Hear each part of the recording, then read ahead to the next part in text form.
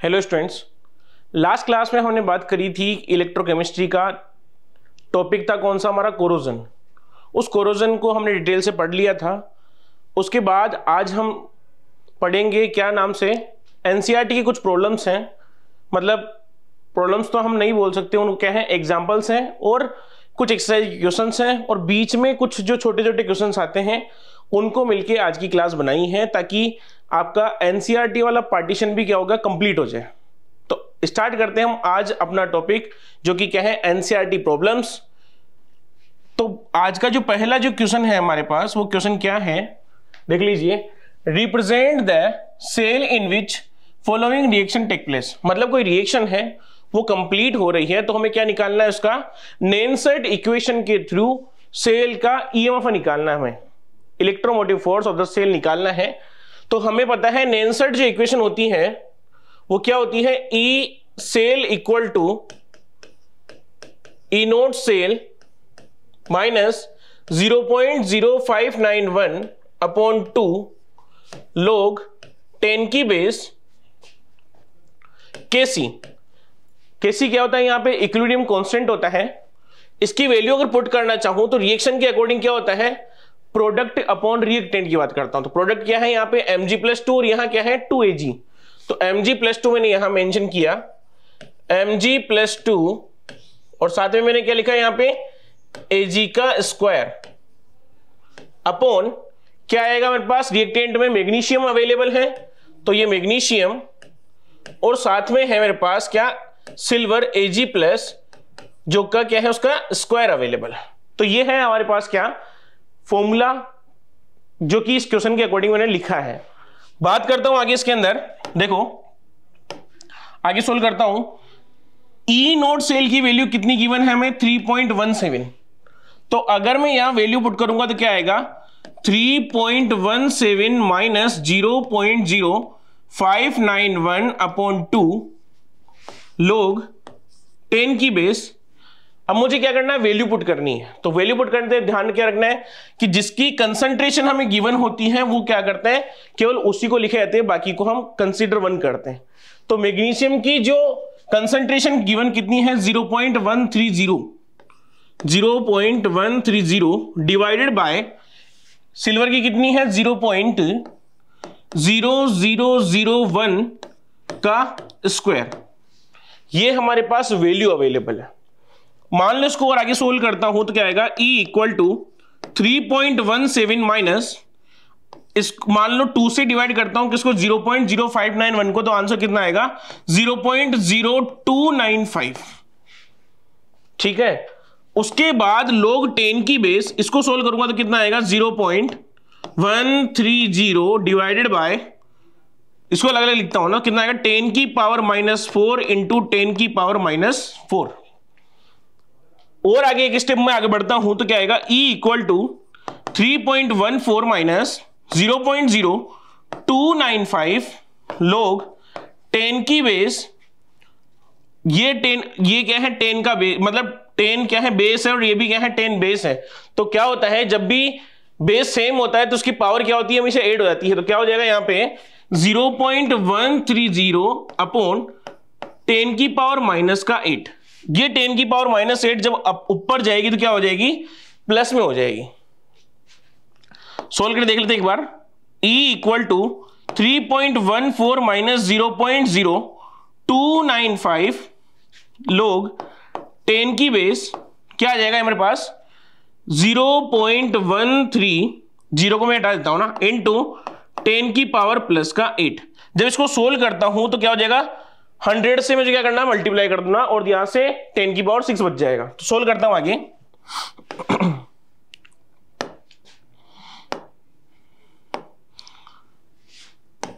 E equal to 3.14 minus 0.0295 into मेरे पास value कितनी आएगी log 10 की बेस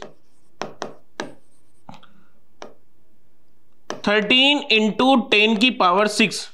हम जानते हैं जब मल्टीपल में अगर log की वैल्यू आती है तो क्या मानते हैं हम उसको अलग से लिखते हैं प्लस के रूप में। तो क्या हो जाएगा इसके अंदर E equal to 3.14 minus 0.0295 into इसको मैं आगे ले लेता हूं, कितना आएगा 6 और log 10 की बेस 13। जब इस पूरे की वैल्यू में रखता हूं, log 10 की बेस 13 की वैल्यू कितनी होती है? अप्रोक्स 1.114 के अराउंड होती है। तो जब मैं इसको सोल्व करूंगा तो मेरे पास कितना आएगा 3.14 माइनस 0.21। जब मैं इसको पूरे का सोल्व करूंगा ना तो मेरे पास क्या आएगा 0.21। इसमें से अगर मैं माइनस करता हूं तो कितना आएगा, 4 में से 1 गया तो 3 और 31 में से अगर 2 गया तो कितना बच गया 29। तो कितना हो गया 2.93 क्या आ गया मेरे पास electromotive force of the cell प्राप्त हो गया। तो ये था आपका पहला क्वेश्चन जो कि क्या है, आपको नेल्सन इक्वेशन के थ्रू क्या करना था, ईएमएफ निकालना था किसका, सेल का। बात करते हैं सेकंड क्वेश्चन की ओर।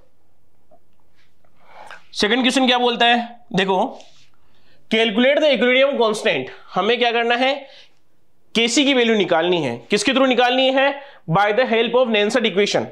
तो नेल्सन इक्वेशन अभी जस्ट हमने पढ़ा है कि क्या होता है, E इक्वल टू ई कौन सा, सेल वाला, ई नोट माइनस 0.0591 अपॉन 2 log 10 की बेस केसी। ये क्या होता है, नेल्सन इक्वेशन होती है। अब इसमें क्या है, ई नोट सेल, ई नोट इलेक्ट्रोड हमें गिवन नहीं है तो इसको क्या मान लेते हैं हम, ई नोट इक्वल टू क्या मान लिया हमने, 0 कंसिडर कर लिया। अगर E naught equal to 0 consider करूंगा तो हमारे पास क्या बचेगा, ई सेल की वैल्यू कितनी गिवन है 0.46। तो 0.46 equal to minus 0.0591 divided by 2। 2 क्यों आया, क्योंकि यहां पे number of transfer of electron कितना है, 2 है। log 10 की बेस केसी। इस पूरे को मैंने क्या किया, ट्रांसफर कर दिया इस साइड, तो क्या बचेगा मेरे पास log 10 की बेस केसी मुझे रखना है, बाकी सबको क्या करना है, मुझे मल्टीप्लाई कर देना। या इसको मैं ऐसे कर दूं, इस माइनस को हटाने के लिए मान लो जो पहले मेरे पास रिएक्शन थी उस रिएक्शन के बेस में मैंने क्या कर दिया, उसको अपोजिट कर दिया। तो यहां क्या हो जाएगा, कंसीडर क्या कर लिया मैंने, प्लस कंसीडर कर लिया। किस बेस पे, मैंने ये रिएक्टेंट मान लिया, मैंने ये प्रोडक्ट मान लिया, उस बेस पे बात कर रहा हूं। तो log 10 की बेस केसी इक्वल टू क्या आएगा, 2 क्रॉस मल्टीप्लाई, तो 0.46 इंटू 2 डिवाइडेड बाय 0.0591। जब इसको हम सोल्व करते हैं तो सोल्व करने पर पूरा आंसर कितना आएगा, हमारे पास जो आंसर आएगा वो क्या है 15.6 आता है। किसमें है ये वैल्यू, log 10 की बेस के अंदर वैल्यू अवेलेबल है, ध्यान रहे। तो इस log की 10 जो log की बेस 10 है उसको हटाने के लिए क्या करना पड़ेगा, हमें एंटी log लेना पड़ेगा। तो इसका एंटी log क्या होता है, देखो ये एंटी log क्या करना है, log 10 की बेस 15.6 का हमें एंटी log लेंगे। तो ध्यान रहे एक सिंपल सा तरीका है निकालने का, जो 15 है ये कहां चला जाता है, पावर में, किसकी 10 की पावर में चला जाता है। तो क्या हो जाएगा यहां पे 10 की पावर 15 इंटू, अब हमें ये देखना है कि 0.6 किसकी वैल्यू होती है log 10 की बेस के अंदर। तो ये वैल्यू किसकी होती है, मैं बता दूं आपको, 3.92 अराउंड वैल्यू होती है। मतलब log 3.92 की वैल्यू कितनी होगी, अप्रोक्स 0.6 होती है। तो उस बेस पे हमने क्या कर दिया, ये आंसर निकाल लिया। तो आपका ये फाइनल आंसर है, क्या है ये आपने क्या निकाल दिया, मतलब इक्विलिब्रियम कांस्टेंट केसी की वैल्यू आपने निकाल ली। तो ये था आपका क्वेश्चन नंबर 2। बात करते हैं क्वेश्चन नंबर 3 की ओर। क्वेश्चन नंबर 3 क्या है, the standard electrode potential for Daniell cell is 1.1 volt. आपको क्या निकालना है, value of Gibbs free energy. तो आपको फॉर्मूला पता है कि गिब्स फ्री एनर्जी का फॉर्मूला होता है delta G equal to minus के एन एफ ई। ई क्या है यहां पे, पोटेंशियल, या हम ईएमएफ बोल दें सेल का, और एफ क्या होता है, फेरेड कांस्टेंट, और एन क्या होता है, नंबर ऑफ इलेक्ट्रॉन। तो बात करता हूं मैं यहां पे सोल्व करने के लिए इसको आगे, क्या हो जाएगा, delta G equal to minus तो ऐसा का ऐसा इनटू माइनस एन की वैल्यू कितनी है, देखो +2 दिख रहा है, तो 2 इनटू फेरेड कांस्टेंट कितना होता है 96,500 और इनटू 1.1। जब इसको मैं सोल्व करता हूं आगे तो क्या आएगा मेरे पास 1.1 को 2 से मल्टीप्लाई किया तो कितना आ गया मेरे पास 2.2। इसको मल्टीप्लाई किया 96500 के साथ, तो आंसर कितना आएगा मेरे पास जब इसको मल्टीप्लाई करूंगा तो 1 पॉइंट से 1 जीरो उड़ा दी, मतलब क्या बच गया मेरे पास 22 इंटू 9650। मल्टीप्लाई करके देख लेते हैं, वही अपना तरीका 965022। एक बार 2 से करेंगे तो 0, 2 को 5 से 10, 1 बच गया, कितना 12 13 1 और 18 और 19 इंटू सेम कंडीशन 19300, ऐड करेंगे कितना आएगा 0 0 3 12, कितना आ गया 10 11 और आगे 2। तो आंसर कितना आ गया मेरे पास सोल्व करने पर माइनस के 212300। ये मेरे पास क्या आ गई डेल्टा जी, ये एनर्जी आ गई, जूल आ गया हमारा। मुझे क्या करना है इसको किलो जूल में कन्वर्ट करना है, तो क्या करूंगा 1000 से डिवाइड कर दूंगा। तो 1000 से अगर मैं इसको यहां डिवाइड कर देता हूं तो पॉइंट आ जाएगा कहां पे माइनस के 212.300। ये क्या है मेरे पास किलो जूल एनर्जी मिली, जो कि क्या है आपका आंसर भी है। क्वेश्चन में यही तो पूछा था, क्या पूछा था कि calculate the value of Gibbs free energy. तो आपको जो दिया हुआ था उस बेसिस पे हमने क्या किया, डेल्टा जी वैल्यू क्या कर दिया हमने कैलकुलेट कर ली। बात करते हैं नेक्स्ट क्वेश्चन की ओर, क्वेश्चन नंबर 4। क्वेश्चन नंबर 4 क्या है देखो, the electrical resistance of a coulomb of a column of 0.05 mole liter inverse and a solution of diameter 1 centimeter and length 50 centimeter is 5.55 into 10 की power 3 ओम। हमें क्या करना है, इसकी रेजिस्टिविटी भी निकालनी है, हमें कंडक्टिविटी भी निकालनी है, और हमें क्या निकालना है इसकी मोलर कंडक्टिविटी में हमें क्या करना है इसका निकालना है। तो अब सबसे पहले हम क्या निकालेंगे, रेजिस्टिविटी निकालेंगे। कैसे निकालते हैं, आपको एक जनरल फॉर्मूला आपको पता होगा। फॉर्मूला है कौन सा है, रेजिस्टेंस वाला। डिपेंडेंस और रेजिस्टेंस के according R equal to formula होता है rho L upon A. Formula क्या है, R equal to rho L upon A. हमें यहां से रो निकालना, तो रो कितना आ गया R into A upon L. हमें क्या है, क्या मिला, आर हमें पता है, ए हमें पता है, एल हमें पता है, तो वैल्यू क्या निकलेगी, इजिली निकल जाएगी। तो क्या आएगा, आर इक्वल टू कितना है, ये गिवन है आर, तो क्या हो गया 5.55 इंटू 10 की पावर 3। एरिया बताएं, एरिया क्या होता है, अब वायर क्या होता है, सर्कल का होता है, वायर क्या लगेगा, इसका फॉर्मूला पाई आर स्क्वायर लगेगा। क्या लगेगा इसका फॉर्मूला अपने पास, पाई आर स्क्वायर लगेगा। तो यहां निकालने से लिख दो ए इक्वल टू क्या होता है, पाई आर स्क्वायर होता है।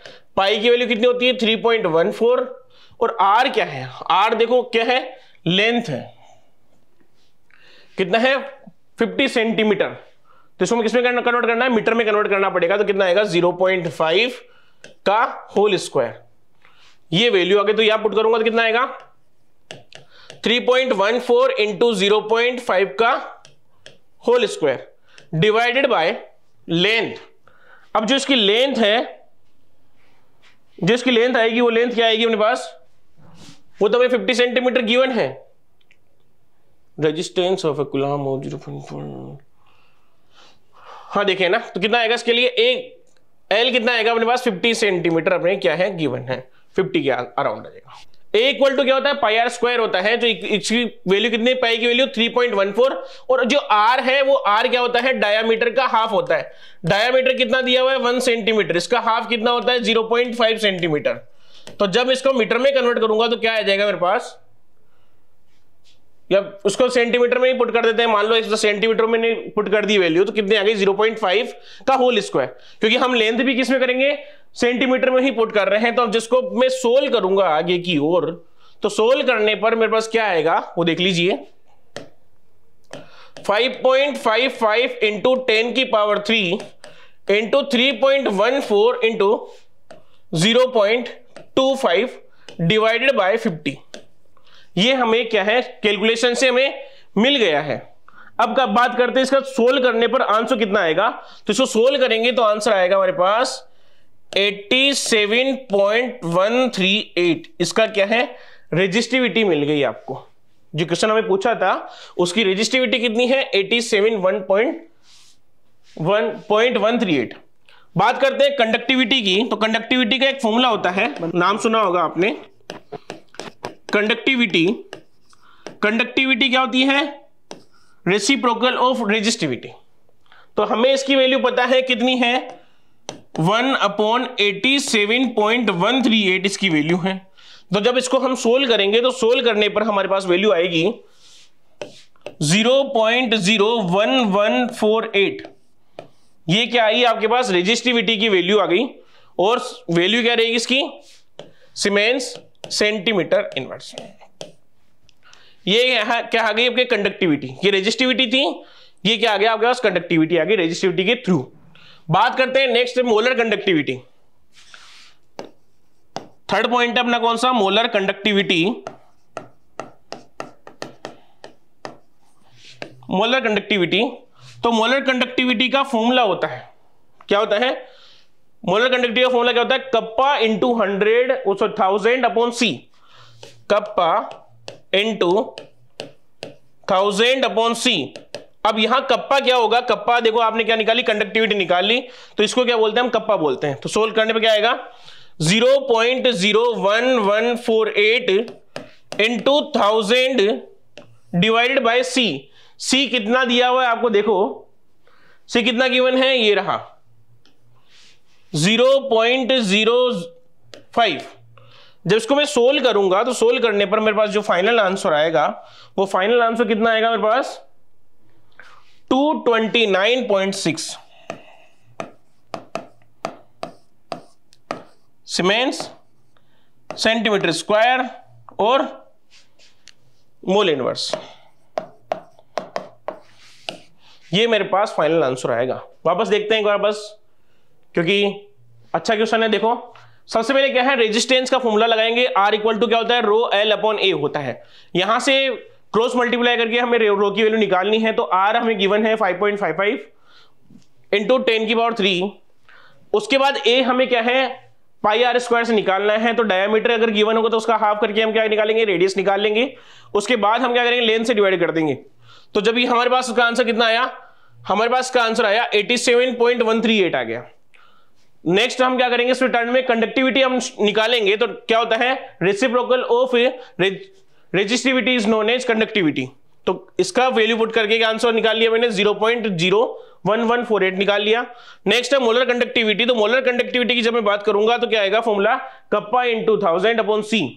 कप्पा की वैल्यू हमने निकाल ली, कंडक्टिविटी 1000 से मल्टीप्लाई कर दिया एंड डिवाइड कर दिया 0.05 से। तो आंसर कितना आ गया मेरे पास?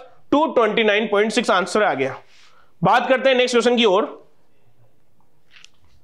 जो कि क्या है? क्वेश्चन नंबर 8 है। आपने नाम सुना होगा कोलराउस रूल या कोलराउस लॉ, नाम सुना होगा। तो उसका क्या है? उसके बेस पे क्या है? क्वेश्चन गिवन है। ये क्या है? लेमडा नोट है। यहां पे क्या लिखा हुआ है? लेमडा नोट लिखा हुआ है। तो हमें क्या है? NaCl दिया हुआ है, HCl है और CH3COO गिवन है। इसकी वैल्यू हमें क्या दी हुई है? लेमडा नोट की वैल्यू गिवन है 126.4, 425.9 और 91.0। हमें क्या करना है? CH3COOH की वैल्यू निकालनी है कि कितनी आएगी। तो पहले बात करता हूं, सबसे पहला काम क्या करें? इनको अलग अलग कर ले। तो लेमडा मैं लिख देता हूं यहां पे, लेमडा इनफाइनाइट NaCl। अगर इसको मैं ब्रेक करूंगा तो क्या मिलेगा? लेमडा इनफाइनाइट Na प्लस और साथ में मिलेगा लेमडा इनफाइनाइट Cl-1। पहला NaCl का, इसकी वैल्यू गिवन कितनी है मेरे को? 126.4 जो गिवन है उस बेस पे हमें क्या करना है? सोल्व करना है इसको आगे। दूसरा है लेमडा इनफाइनाइट, क्या दिया हुआ है? HCl। इसके बेस पे सोल्व करूंगा तो क्या आएगा? Lambda infinite H plus plus lambda infinite Cl-1। इसकी वैल्यू कितनी है? 425.9। इसको मानना कि मैंने इक्वेशन नंबर 1 दे दिया, इसको मैंने क्या दे दिया? इक्वेशन नंबर 2 दे दिया। थर्ड केस में क्या है मेरे पास? सोडियम एसीटेट अवेलेबल है। तो मैंने क्या किया? इसको जब ब्रेक करूंगा तो ब्रेक करने पे क्या आएगा? Lambda infinite CH3COO minus plus lambda infinite Na plus. जब इसको सोल्व करूंगा तो कितना आएगा 91.0, जो कि क्या है मेरे पास इक्वेशन नंबर 3 है। अब मुझे क्या करना है, मुझे चाहिए लेमडा इनफाइनाइट CH3COOH। इसको ब्रेक करूंगा तो क्या मिलेगा, लेमडा इनफाइनाइट CH3COO माइनस और साथ में लेमडा इनफाइनाइट H प्लस।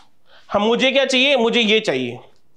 अब ऐसा क्या करूं कि मुझे ये मिल जाए, मतलब जो ये जो राइट साइड वाला जो पोर्शन है इसके अंदर बाकी सब तो क्या हो जाए, कैंसिल हो जाए और लास्ट में आंसर मेरे पास ये बच जाए। तो देखो इधर CH3COO माइनस चाहिए हमें, तो यहां रहने दो। यहां मुझे H प्लस चाहिए तो H प्लस यहां रहने दो।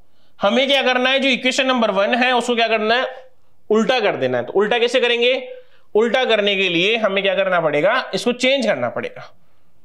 ठीक है, चेंज करते हैं। तो चेंज कैसे करेंगे कि टोटल रिएक्शन निकालता हूं। टोटल रिएक्शन निकालने के लिए क्या करना पड़ेगा मेरे को, टोटल रिएक्शन इक्वेशन नंबर 2 और 3 को तो ऐड कर दूं, 1 को माइनस कर देता हूं। ये इसको उल्टा कर देता हूं। उल्टा एक बार करके दिखाता हूं आपको कैसे करूंगा। देखो उधर वाला पोर्शन करूंगा, इधर वाला नहीं करूंगा। देखो इधर क्या हो जाएगा, 2 + 3 कर देता हूं और माइनस क्या कर दूं, 1 कर देता हूं। इक्वेशन, ये इक्वेशन है। 2 + 3 क्या है, इक्वेशन है, और 1 क्या है, माइनस वाली क्या है, इक्वेशन है। तो क्या जाएगा, 2 क्या है मेरे पास, lambda infinite H plus lambda infinite Cl minus plus lambda infinite CH3COO minus और साथ में क्या है, लेमडा इनफाइनाइट Na प्लस। अब माइनस क्या कर रहा हूं मैं यहां पे, इक्वेशन नंबर 1, तो क्या आ जाएगा, लेमडा इनफाइनाइट Na प्लस और minus lambda infinite Cl minus 1। तो जो कैंसिल होता है उसको कैंसिल कर देना है। तो कैंसिल क्या होगा, यहां से लेमडा इनफाइनाइट Cl माइनस से लेमडा इनफाइनाइट, मतलब प्लस से माइनस कैंसिल हो गया, और ये यहां से ये माइनस से ही क्या हो गया, प्लस वाला कैंसिल हो गया। क्या बच गया मेरे पास, लेमडा इनफाइनाइट CH3COO माइनस और साथ में क्या बच गया, लेमडा इनफाइनाइट H प्लस। यही तो हमें चाहिए था, जो हमें मिल गया। तो हमें क्या करना है, जो ये वैल्यू गिवन है लेमडा नोट की, ठीक है, मतलब मोलर कंडक्टिविटी या मोलर इक्विवेलेंट कंडक्टिविटी, तो हमें क्या करना है, इसको निकालना भी है। तो मोलर कंडक्टिविटी अगर हमें निकालना है या इक्विवेलेंट कंडक्टिविटी हमें निकालना है, तो क्या करना पड़ेगा, जो हमने फॉर्मूला यहां लगाया है ना, इसी फॉर्मूले के बेस पे क्या करना है, वैल्यू भी निकालनी पड़ेगी। तो यहां मैं लिखता हूं, मान लो लेमडा m हम निकाल रहे हैं, तो कैसे निकालेंगे, 2 और 3 को तो ऐड करेंगे, तो 425.9 प्लस 91 माइनस 126.4। जब इसको मैं सोल्व कर लूंगा तो मेरे पास क्या आ जाएगा, फाइनल आंसर आ जाएगा। और फाइनल आंसर क्या आएगा वो देख लीजिए, 0.9 ऐसा का ऐसा, 5 और 1 कितना हो गया, 6, 2 और 9 कितना हो गया, 11, 1, तो एक किधर गया तो कितना, 516.9 माइनस 126.4। जब इसे माइनस करता हूं तो 9 में से 4 गया तो कितना बच गया, 5, 6 में से 6 गया तो 0, और 51 में से 12 गया तो कितना बच गया यहां पे अपने पास, 39। तो आंसर कितना आ गया, 390.5।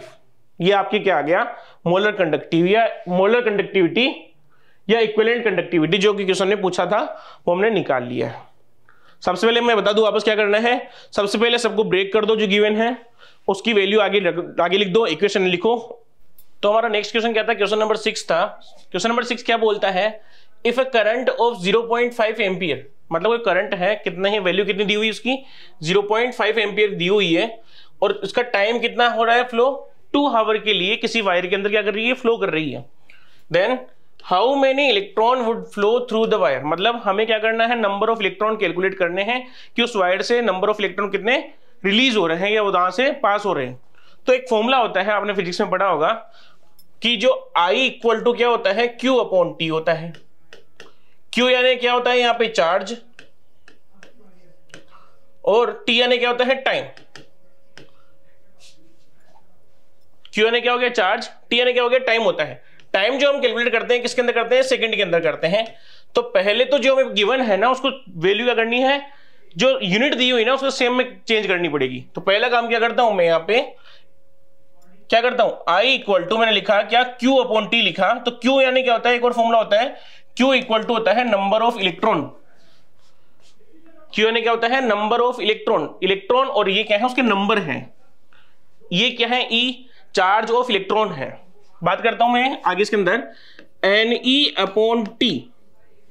मुझे क्या क्या गिवन है, मुझे करंट गिवन है कितना है 0.5 एम्पियर, तो मैं यहां वैल्यू पुट करता हूं 0.5 एम्पियर इक्वल टू क्या होता है N मुझे कैलकुलेट करने हैं, E की वैल्यू कितनी होती है 1.6 इंटू 10 की पावर माइनस के 19 कूलम। ये वैल्यू किसकी है, E की वैल्यू है, और T क्या है टाइम, टाइम कितना है 2 आवर है, तो इसको सेकंड में चेंज करना पड़ेगा 2 इंटू कितना होता है हावर को, अगर मैं मिनट में चेंज करूंगा कितना मल्टीप्लाई करना पड़ेगा 60 से, और अगर मिनट को अगर सेकंड में चेंज करना पड़ेगा तो क्या करना पड़ेगा 60 से अगेन मल्टीप्लाई मुझे करना पड़ेगा। तो क्या हो जाएगा, सोल्व करूंगा तो इसको देखो इधर क्रॉस मल्टीप्लाई कर लेता हूं पूरा, तो क्या आ जाएगा N equal to 0.5 into 2 into 60 into 60 divided by 1.6 into 10 की पावर माइनस के 19।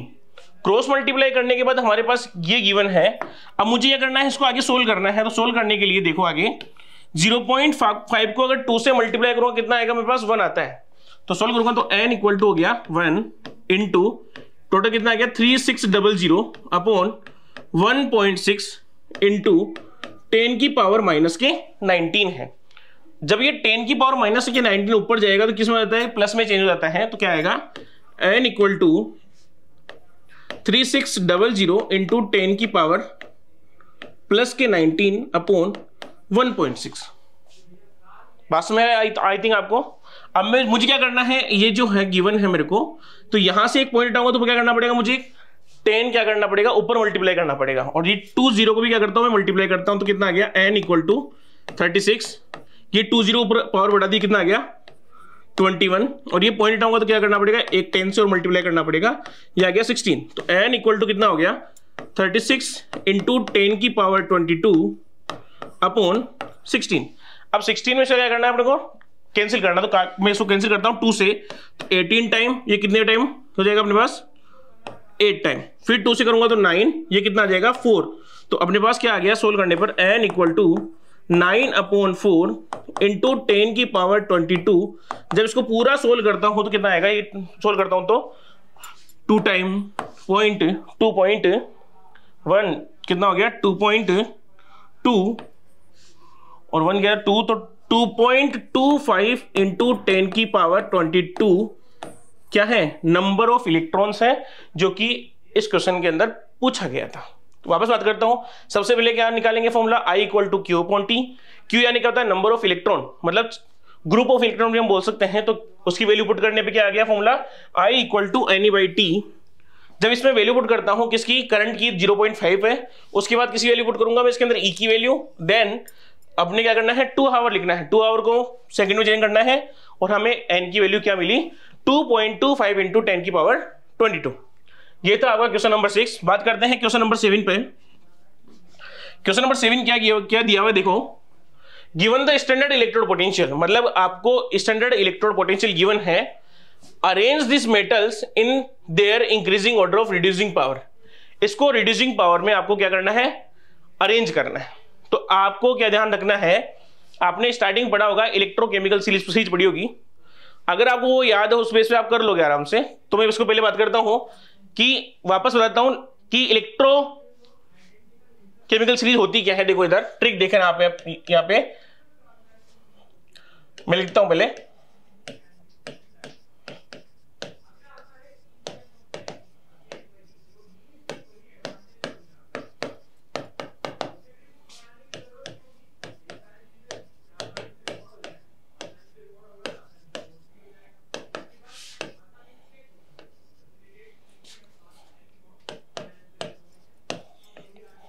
देखो ये है इलेक्ट्रोकेमिकल सीरीज जो मैंने किसकी सहायता से, ट्रिक की सहायता से मैंने याद कर रखी है। मैं आपको इसको याद करवाता हूं कैसे। आपको क्या याद रखना है, लिथियम को क्या लिखना है आपको ले, के को क्या लिखना है के, बी ए मतलब क्या होता है बारात, एस आर मतलब क्या होता है श्री, सी ए मतलब क्या होता है काना, मजे से आना, एमन को लिखेंगे मन, जिंक को क्या लिखेंगे जो, सी आर को क्या लिखेंगे करे, एफ ए को क्या लिखेंगे फे, और सी डी को क्या लिखेंगे हम कदे, मतलब पूरा एक साथ बोलेंगे फेंक दे। आगे सीओ मतलब क्या हो गया कोई, एनआई को लिखेंगे निगाहें, एसएन को लिखेंगे हम सुंदरी, और पीबी को लिखेंगे हम प्यार भरी, है को लिखेंगे है सिंपल, ठीक है। उसके बाद सीयू को लिखेंगे कौन, एच जी को लिखेंगे होगा, एच जी को लिखेंगे हम आज उसके साथ,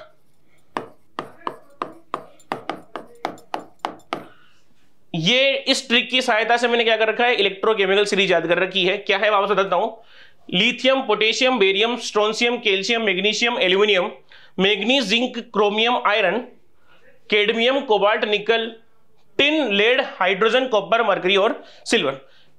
इसकी ट्रिक क्या है, लेके बारात श्री काना, मजे से आना, मन जो करे फेंक दे, कोई निगाहें सुंदरी प्यार भरी है, कौन होगा आज उसके साथ। ठीक है, ये ट्रिक है। ये जो ट्रिक दी हुई है वो क्या है, डिक्रीजिंग टू रिड्यूसिंग पावर है, ठीक है, डिक्रीजिंग टू रिड्यूसिंग पावर है, जिसको हम ऐसे बोलते हैं, डिक्रीजिंग तो क्या बोलेंगे हम, ऐसे बोलता हूं इसको सही बात करता हूं, रिड्यूसिंग पावर तो होगा इसका इंक्रीज, और ऑक्सीडेशन पावर जो होगा ना, ऑक्सीडेशन, वो क्या होगा इसका इंक्रीज। अगर मुझे नीचे से ऊपर जाना है तो ऑक्सीडेशन होगा, वो ऑक्सीडेशन बढ़ेगा, और ऊपर से अगर नीचे जाना है तो मुझे क्या होगा, रिड्यूसिंग पावर क्या होती है, इंक्रीज होती है। तो सबसे ज्यादा कम किसकी होती है, एजी की। ये आपको इसको अगर ऐसे याद नहीं है तो सिंपल से आप और याद कर सकते हो, कैसे, कि जो वैल्यू आपको गिवन है ना, ये वाली वैल्यू जो गिवन है, अगर वैल्यू जितनी ज्यादा प्लस में होगी, किसमें होगी, जितनी ज्यादा अगर वैल्यू पॉजिटिव में होगी, वो उतना ही क्या होता है, हाईली रिड्यूसिंग पावर शो करता है। ठीक है, तो बात करता हूं, देखो सबसे ज्यादा पॉजिटिव कौन सा दिख रहा है, एजी वाला। तो सबसे पहले मैं यहां लिखता हूं कौन सा, एजी प्लस एजी। उसके बाद कौन आएगा, देखो इसकी वैल्यू कम किसकी है, एच जी 2 प्लस की है, तो यहां क्या लिखा मैंने, एच जी प्लस के 2 एच जी। उसके बाद देखो वैल्यू किसकी है, इसको दोनों कैंसिल कर दिया हमने ना। उसके बाद किसका आ गया वैल्यू, बड़े किसकी, क्रोमियम की। तो देखो यहां पे मैंने क्या लिखा, सी आर प्लस के 3 सी आर। उसके बाद कौन सा आएगा, नीचे लिखता हूं आगे, ये कैंसिल कर दिया, 2.37 और 2.93। तो क्या लिखा मैंने यहां पे, mg प्लस के 2 साथ में mg। और द लास्ट कौन सा है आपके पास, पोटेशियम और की। तो ये आपके क्या है, ऑर्डर ऑफ रिड्यूसिंग पावर है, जो कि क्या है, मैंने किस लिखा है, डिक्रीजिंग ऑर्डर में लिखा है। ठीक है, तो ये है डिक्रीजिंग ऑर्डर। सबसे ज्यादा किसका होगा, एजी प्लस का, सबसे कम किसका होगा इस गिवन में, आप जो ऑप्शन गिवन है उसके अकॉर्डिंग के प्लस की क्या होती है, सबसे कम होती है। तो ये था आपका क्वेश्चन नंबर 7। बात करते हैं क्वेश्चन नंबर 8 की। आपको ये वाला जो ट्रिक बताई है, अगर ये याद कर लोगे तो ये आराम से आपको लर्न हो जाएगा और क्वेश्चन आराम से हो जाएगा। क्वेश्चन नंबर देखते हैं आगे कौन सा, क्वेश्चन नंबर 8 आएगा हमारे। क्वेश्चन नंबर 8 क्या है, the conductivity of 0.20 mole solution of KCl at 298 kelvin temperature, और इसकी जो स्पेसिफिक कंडक्टिविटी है उसकी वैल्यू कितनी है, 0.0248 सीमेंस सेंटीमीटर इनवर्स। हमें क्या निकालना, इसका मोलर कंडक्टिविटी निकालनी है। तो सबसे पहले आपको जब अगर क्वेश्चन ऐसा दिखाई दे रहा है और आपको क्या देखना है, सबसे पहले मोलर है या इक्विवेलेंट कंडक्टिविटी है। अगर मोलर कंडक्टिविटी गिवन है तो सबसे पहले क्या लगाएंगे, उसके लिए फॉर्मूला पुट करेंगे। तो फॉर्मूला क्या होता है, lambda m equal to kappa into 1000 divided by mole. जो कंसंट्रेशन है मोल में वो लिखेंगे। कप्पा कितनी है वैल्यू, देखो यहां पे 0.248 मल्टीप्लाई विथ 1000 और डिवाइडेड बाय 0.20, ये हमें गिवन है। अब क्या करना है, मुझे इसको सोल्व करना है। सोल्व करने के लिए करूंगा इसको मैं, देखो इधर इसको 1000 से मल्टीप्लाई करूंगा तो कितना आ जाएगा, 1000 से मल्टीप्लाई करने पर इसकी जो पॉइंट कितने हैं, 4 डिजिट के बाद में है, तो क्या हो जाएगा, 3 डिजिट के बाद क्या होता है, ट्रांसफर हो जाएगा। तो मैं क्या करता हूं, उसको ट्रांसफर करता हूं, क्या हो जाएगा 24.8 इंटू 1000 की जगह 1 हो गया, और 0.2, जीरो का कोई मतलब नहीं होता क्योंकि पॉइंट के बीच कितने ही जीरो लगाओ कोई मतलब नहीं होता ना। तो ये कितना हो गया, एक पॉइंट से एक पॉइंट मैंने कैंसिल कर दिया, तो कितना आ गया मेरे पास 248 डिवाइडेड बाय 2। जब इसको कैंसिल सोल्व करता हूं आगे तो कितना टाइम जाएगा, 1 2 और 4। तो ये क्या है, इसकी मोलर कंडक्टिविटी है, और जिसकी जो क्या नाम से यूनिट होती है वो क्या होती है, सीमेंस, सेंटीमीटर स्क्वायर और मोल इनवर्स। ये आपके जो क्वेश्चन दिया था उसका आंसर है। आई थिंक बहुत इजी क्वेश्चन था, आराम से आपने कर लिया होगा। बात करते हैं क्वेश्चन नंबर 12 पर। क्वेश्चन नंबर 12 क्या बोलता है, ए सॉल्यूशन ऑफ कॉपर सल्फेट, मतलब कॉपर सल्फेट का एक सॉल्यूशन है, मतलब क्या कर रहा है, इलेक्ट्रोलाइज के रूप में इसको क्या कर लिया, यूज कर लिया हमने। उसके बाद 10 मिनट के लिए करंट पास कर रहे हैं, करंट कितना है, 1.5 एम्पियर है। What is the mass of copper deposit at the cathode, मतलब कैथोड पर कितना मास डिपॉजिट होगा। तो फॉर्मूला है हमारे पास फैराडे का first law, W equal to ZIT। Formula आपने देखा भी होगा, फैराडे का फर्स्ट लॉ। Z अगर मुझे नहीं पता तो हम क्या निकालेंगे, W equal to E upon 96500 Faraday constant और equivalent weight into I into T। ये आपके पास फॉर्मूला है। अब मुझे E नहीं पता है, मुझे I पता है और मुझे T पता है, तो हमें क्या करना पड़ेगा, कॉपर सल्फेट का मास निकाल के उसके वैलेंस से डिवाइड करनी पड़ेगी। तो सोल्व करता हूं, कैसे करूंगा, सबसे पहले कॉपर सल्फेट का मास निकालेंगे। मास कितना आएगा, कॉपर का कितना होता है 63.5 प्लस सल्फर का कितना होता है, सल्फर का होता है कितना 32 प्लस ऑक्सीजन का कितना होता है 16, तो 4 के लिए कितना हो गया 64। जब मैं सबको ऐड करूंगा तो ऐड करने में कितना आएगा मेरे पास, 4 2 6 और 3 9, आगे 6 और 3 9, 9 और 6 15, 159.5 है। तो मैंने यहां वैल्यू पुट करी, W equal to 159.5 divided by 2 upon 96500 into I कितना है, I गिवन है हमें कितना 1.5 एम्पियर। तो ये 1.5 ऐसा कैसा, अभी देखो 10 मिनट गिवन है तो 10 मिनट को सेकंड में चेंज करना पड़ेगा, तो 10 इंटू 60 से और मल्टीप्लाई करना पड़ेगा हमें साथ के साथ। जब इसको सोल्व करूंगा, सोल्व कर, क्योंकि ये 2 कहां से आया, देखो कॉपर सल्फेट को अगर मैं तोड़ देता हूं तो कैसे टूटेगा, ये Cu+2 और साथ में SO4-2, मतलब दोनों में 2 इलेक्ट्रॉन का एक्सचेंज हो रहा है। तो बात करता हूं अपने क्वेश्चन के ऊपर। अगर मुझे इसको इजी करना है, आपको देखो क्या करना है, ऑप्शन देख के क्या करना है, आंसर निकालना होता है। जनरली अगर मुझे इसको सोल्व करना है इजीली तो क्या करूंगा, इसके अंदर मैं 159.5 को क्या मान लेता हूं, मैं कंसीडर 160 कंसीडर कर लेता हूं एप्रोक्स वैल्यू निकालने के लिए। तो 160 डिवाइडेड बाई 2 अपॉन 96500 इंटू 1.5, देखो 10 को 60 से मल्टीप्लाई कितना हो गया 600, तो 600 इंटू 1.5, 2 से ये कैंसिल किया, कितने टाइम गया मेरे पास 80 टाइम, 80 बच गया। 0 से 0, ये 0 2 0 से 2 0 कैंसिल कर दी मैंने, क्या बच गया मेरे पास, W equal to 80 into 6 into 1.5 divided by 965। इसको जब मुझे सोल्व करना पड़ेगा तो क्या होगा, देखो 15 को अगर 6 टाइम करूंगा तो कितना आएगा, मल्टीप्लाई 90 आता है, लेकिन पॉइंट तो कितना बच जाएगा, 9 बच जाएगा मेरे पास। तो कितना आ गया 80.9 डिवाइड बाय 965। जब हम इसको क्या करेंगे, सोल्व करेंगे, इसको मल्टीप्लाई करता हूं, 720 अपॉन 965। अगर मैं इसको सोल्व करता हूं, मैं सोल्व करूंगा तो कितना आएगा, इसका वैल्यू 0.7461, ये इसका आंसर आ रहा है। लेकिन अगर ये तो क्या आ गया अपने पास, किसमें आई वैल्यू, ग्राम के अंदर वैल्यू प्राप्त हुई अपने को। तो इतना ग्राम क्या है, वहां पे कॉपर डिपॉजिट होगा, कहां पे, कैथोड के ऊपर। तो ये आपका क्या था, आंसर था। बात करता हूं इसका नेक्स्ट क्वेश्चन की। क्वेश्चन नंबर कौन सा आएगा इसके बाद, हमारे पास क्वेश्चन नंबर आएगा 10। आई थिंक ये आपके लास्ट क्वेश्चन भी होगा जो हमने स्लाइड ली उसके अकॉर्डिंग।